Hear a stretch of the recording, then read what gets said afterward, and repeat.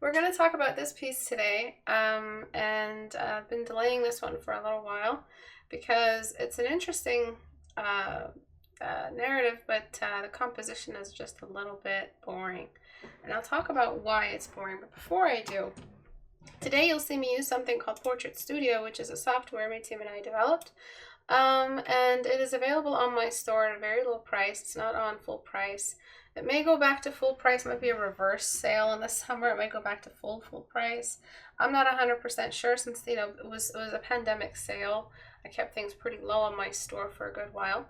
But if you are interested in purchasing it, it's at its lowest. And it might go lower in the summer because of a sale I might do before it goes full price again. I'm not 100% sure how I'm going about that.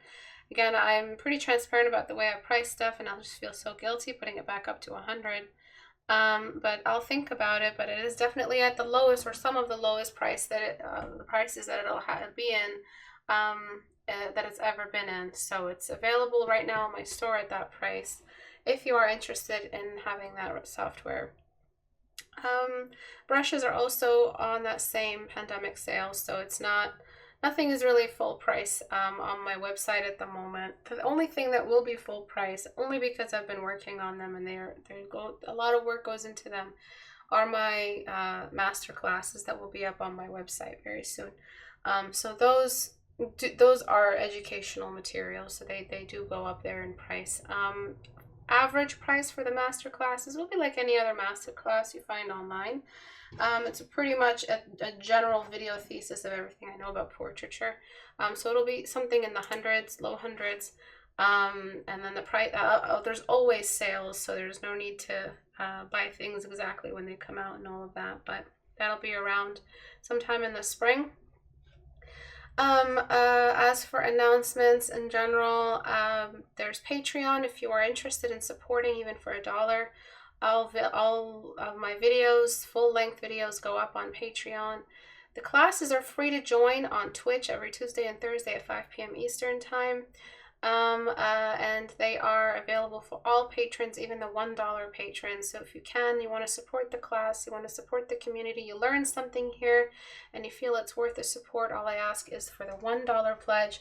A $1 pledge sticks around. It stays around for a while, whereas the $20 pledges, those come and go. But it's about the watchers who really keep the community strong. There's power in numbers, and that's what I'm aiming at. It's $1. It's an untraceable amount for a lot of you. With enough of you backing the community, I shouldn't really need at any point in time. And I have not, because of you guys, because of Patreon, have not needed to rely on marketing and ads and making my videos monetizable or anything. Even after shrinking them into segments, they've only hit as low, they're only going to be as low as 25 minutes to 30 minutes. I don't plan on making 5-minute videos about paintovers and stuff with jokes and memes and crap like that. I plan on keeping the educational value there in all my videos. The Reddit. So if you want to submit stuff to Reddit, you want to get your work critiqued somehow, you want your work looked at, go to subreddit. I most likely might, pick your work. There's a lot of people who've been critiqued twice on my videos. That's 2 videos a week, 8 videos a month around on average. So you might get a critique, and if you're not getting a critique, it's because you're not commenting on other posts. If your posts are ignored or something like that, get to know people, talk. Critique other people's 14-day challenges, even if they're not your skill level. If they're less than you or higher than you, critique each other. Build your community. Be an active member of your community. This is the power of the internet. This is how you'll get better. And in general, my heart goes out to the Ukrainian people. I've been watching the news like crazy, and I'm so sorry about what's happening to you. Yet another egotistical maniac has decided to start war for his own glory, for his own agenda, and I am so tired of this, where we are so advanced, we are so above this. This is not 1940s, this is not dark era, this is not the silent generation anymore. We don't do war. This is not how we do anymore. And that coward Putin attacks anyone on his border because that's all he can do. I just cannot believe the silence, I mean, there's no silence really across the globe, but there's inaction, and I cannot believe the inaction that I'm seeing. It's not chess, it's people's lives. One person dead is too many, and I hope things stop soon. I hope this is just a week-long thing, and that's it, because we are all tired. Anyway, let's talk about today's art. And if you are Ukrainian and you want to share your thoughts and your words, please send me a message on Instagram, and I will share it. I will share your story. I will share what you're going through. I will share what you're seeing. And one thing that we're all doing is sharing all of the information of Russian military movement. Keep sharing that everywhere. Keep it as public as possible. Don't let a single branch get stepped over without us knowing where they are. And keep all Ukrainian movement silent. That's really all that we're trying to do at the moment. That's how we kind of just stop this war from out here, from where we are. Anyway, yeah, let's talk about some art.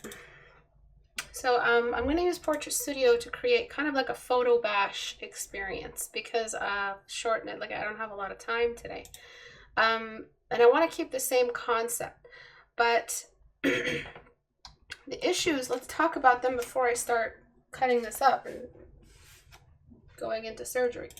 What happens when you have a canvas where the character is perfectly centered and everything is perfectly happening on all of this stuff is happening on the same line, is that here and here just become pointless. It's absolutely pointless.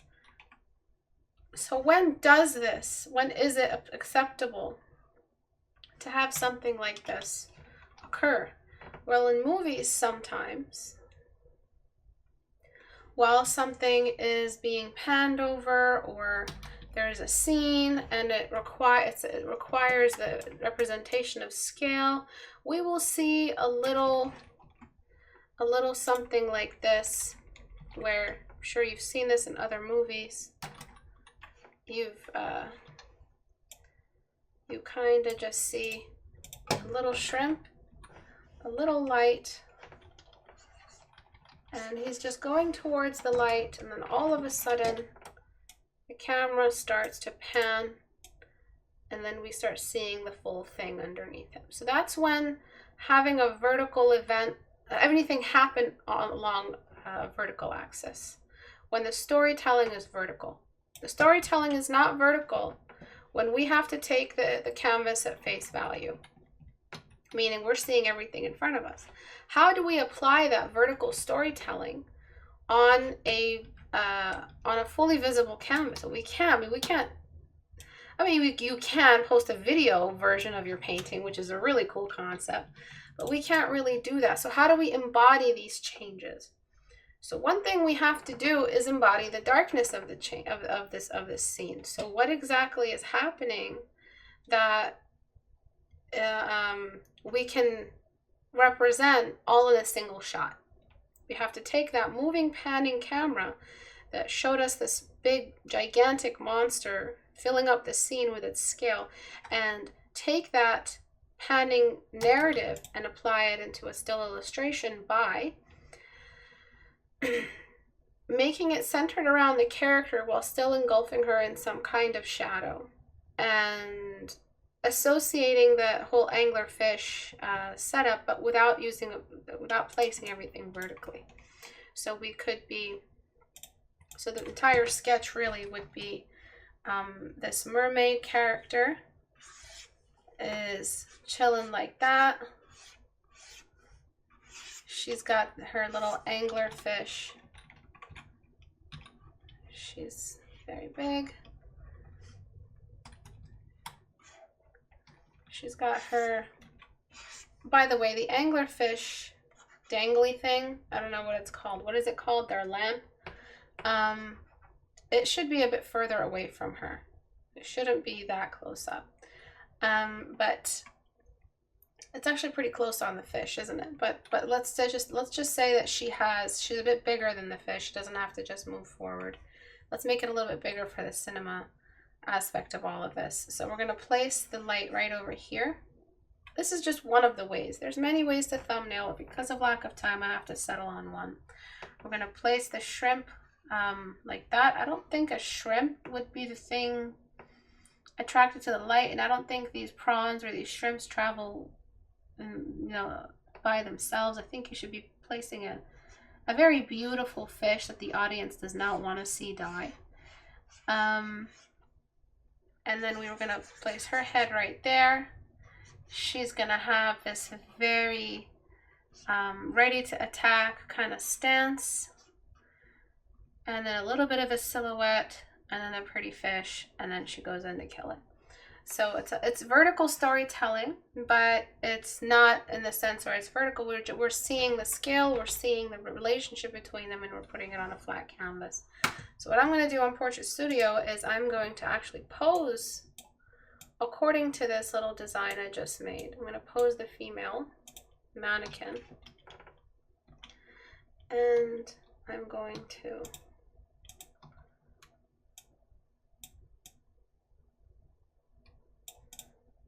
just try to embody that whole mermaid thing.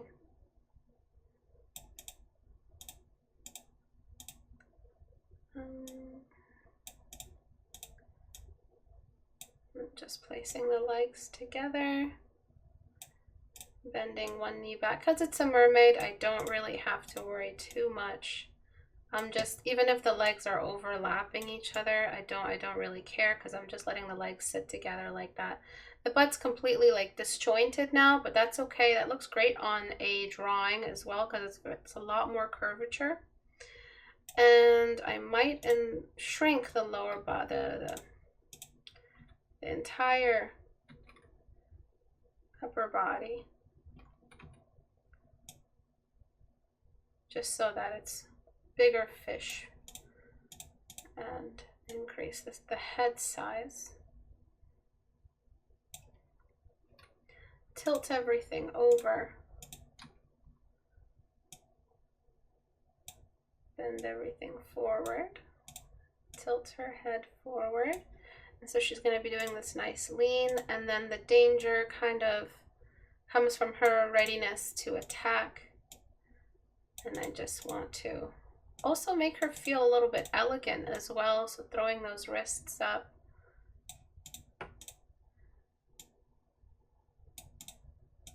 And then maybe showing a tenseness, and then she's just generally hungry. And also the inverse of that also looks good. She's just like ready to attack. And she's just in this ready to pounce stage. So she's kind of like tossing the water behind her, when you're trying to just float without moving forward. Making them a little asymmetrical, just letting the hands do whatever, really. Rotating this wrist forward, just to show she's just floating there, moving the water around. One thing that's really cool is tilting the head upward so we can see the teeth, or tilting the head down so that we can show that the eyes are. It just depends on where we're placing the fish. I'm not 100% happy with this. I might move things around once I place everything in there, but this is pretty good enough for me now. I'm gonna just turn off the joints. I'll take a screenshot on my own.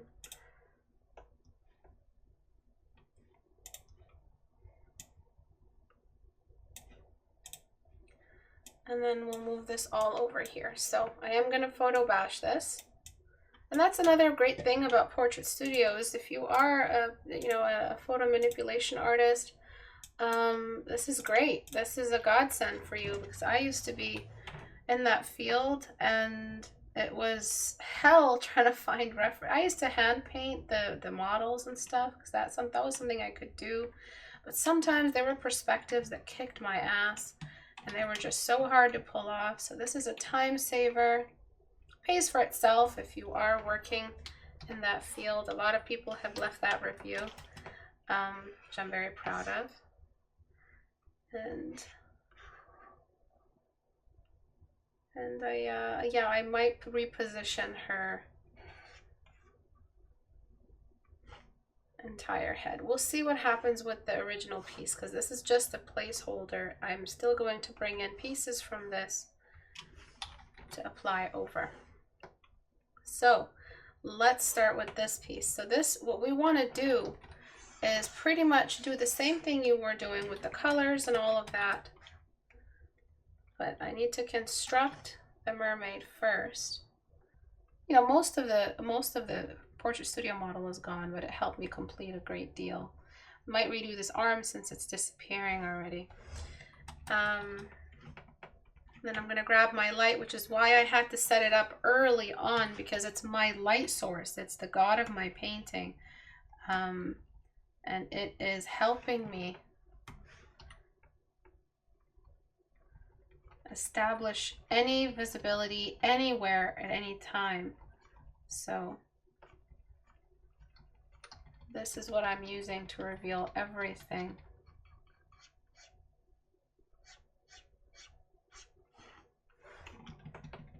I love Yzma. Me too. Pull the lever, Kronk! I'm sorry. Is his name Kronk? Yeah. That was the first time I've laughed all day, so. I needed to do that. I am sorry about your ears.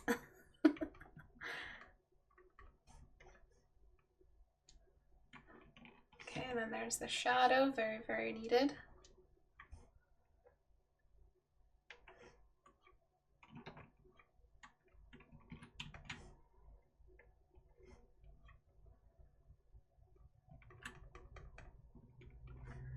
And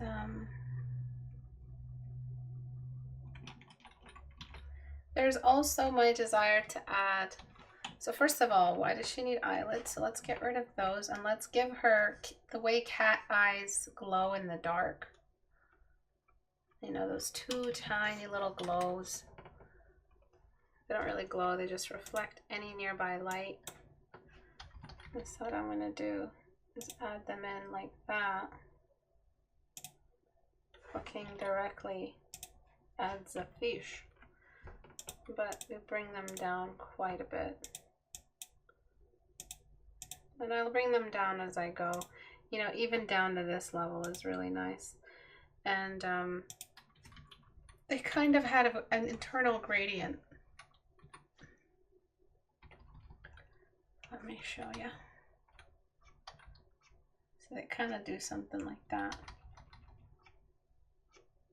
And then, or they could just make them glow, but usually magic is like a cheap cop out. I'm always into magic, but you know, it's like that's my style excuse. It's just an easy thing to add. It doesn't take much thought. All right, so back to the hair. So now that I have an environment, I have a good idea of what to do with the hair, which could be just a way for her to camouflage into her nearby surrounding landscape, which just could look like more of the same natural environment. But I could be here all day experimenting with this stuff, really.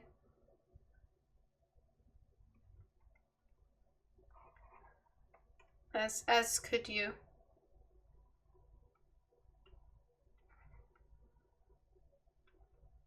Oh, I put it on the same layer. So there is this, when it's this dark, and then there is this, which feels more like sea life. And honestly, I want more of this bluey, murky, deep sea water green. Like I really like that color for evil characters because it really sets it up. And then again, we could just delete where we have her little pink light. And filter. Where are the other fish? Where did you guys go?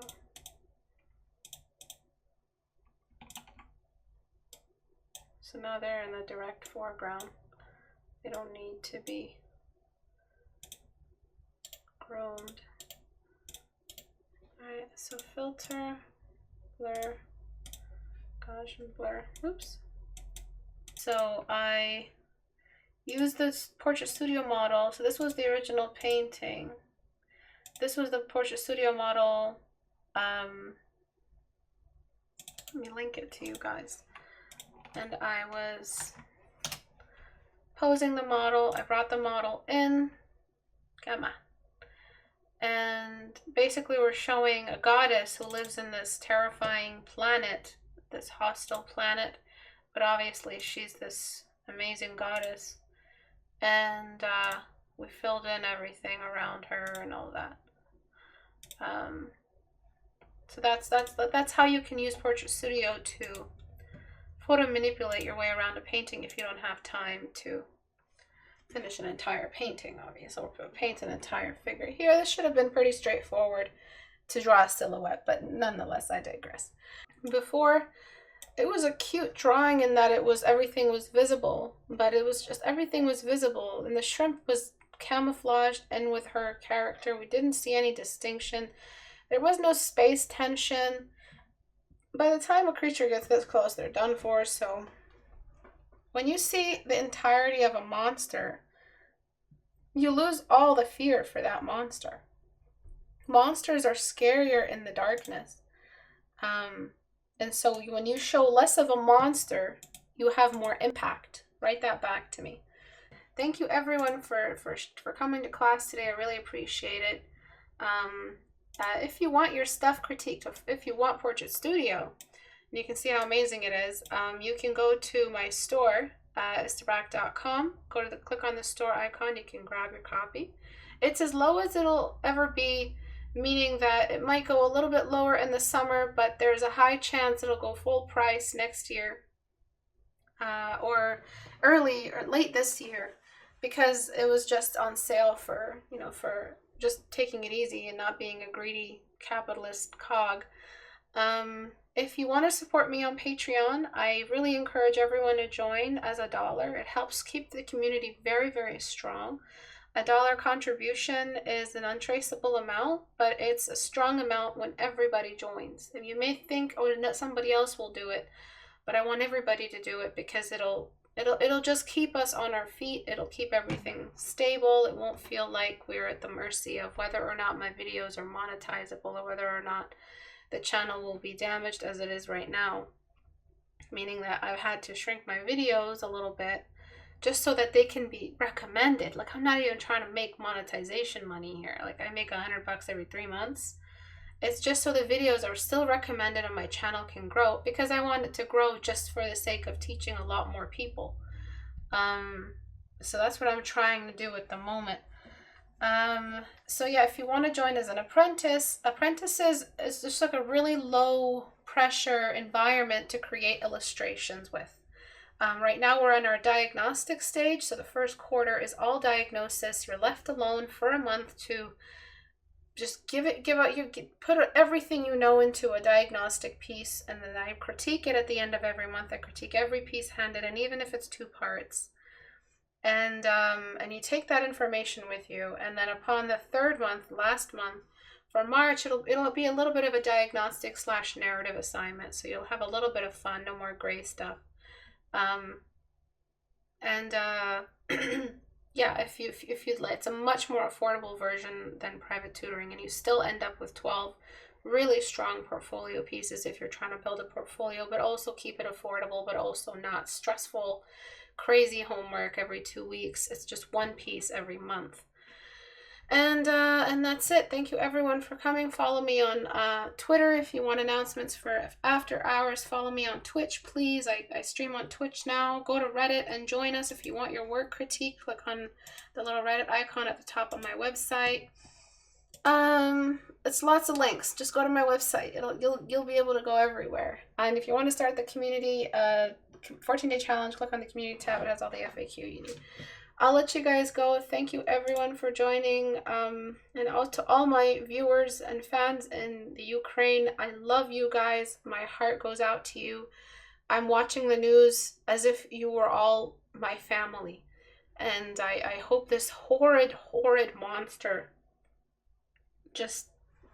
is just gone from the face of the earth soon. There's no more room for war anymore, and I don't know why you guys have to be the example of modern war. I'm sorry that it's turned out this way.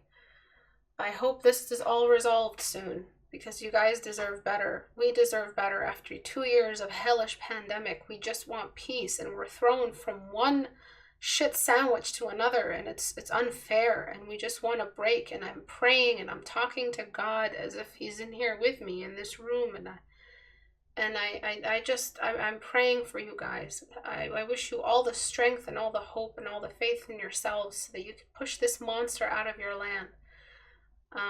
Good luck to you guys, and thank you all for joining.